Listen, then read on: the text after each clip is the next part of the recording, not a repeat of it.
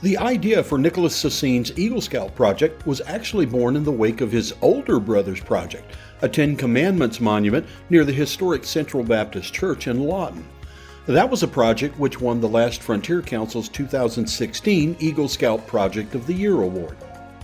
So we wanted to do something next to my brother's because the church we went to had a prayer group that would go outside and pray in front of it. Well, the sun would just beat down on them. So we would want something that provided a little bit of shade and for the firefighters that came around and maybe have like a few barbecues or something, right? The original plan was to build near the Ten Commandments project, but when that plan hit a snag, the Lawton Parks and Recreation Department came calling. And Mr. Jack Hanna for the Parks and Rec was like, hey, we needed a pavilion in the park. So we were sold from that point on. With the spot secured for the $150,000 project at Lawton's Elmer Thomas Park, Nicholas and his team of volunteers began focusing on fundraising and the design of the Patriot Pavilion. We wanted to take inspirations from things that we've already seen. So we went to like Colorado and Jamboree in West Virginia, and we saw these big trusses in these giant pavilions, and we wanted to bring a little bit of that flavor here too. Stacy Sharp, who helped with Connor's Ten Commandment project, assisted with the Patriot Pavilion as well.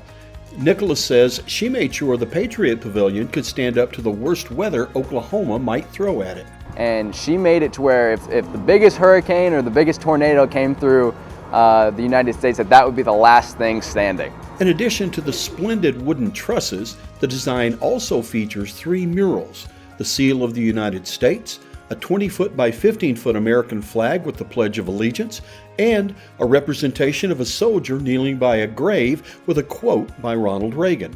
Right, so we've got the seal that was adopted in the 50s, and we've got a preamble from the Declaration of Independence, just saying what we're all about. And then we've got the lasting freedom, what we have now. So we've got the flag with the Pledge of Allegiance in the stripes, and then our motto right next to it. And then we've got the cost, right? And it's a quote from Ronald Reagan saying how freedom isn't free and it's not passed down through blood. You have to fight for it. And a lot of people don't make it back from that fight. The pavilion was open to the public last November, smack dab in the middle of the pandemic. In spite of that, Nicholas says it has already seen a lot of use. They've loved it. It's been like the hub for a lot of events that have happened here, like the International Festival. I think a few people have gotten married here, so that's pretty cool. Nicholas says that working on this Eagle Scout project has taught him great lessons about leadership, communication, and working with others. The fact that it took 2 years to make the Patriot Pavilion a reality also helped him learn about keeping your focus.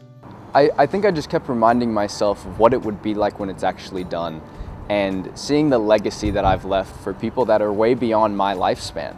Because this thing is going to last. So my kids and my kids' kids are going to be here, and it's going to be something that really touches them.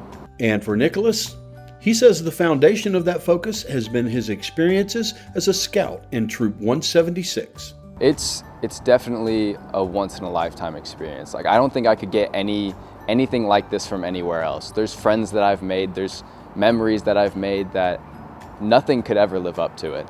And it's just an experience that you can only get through scouting.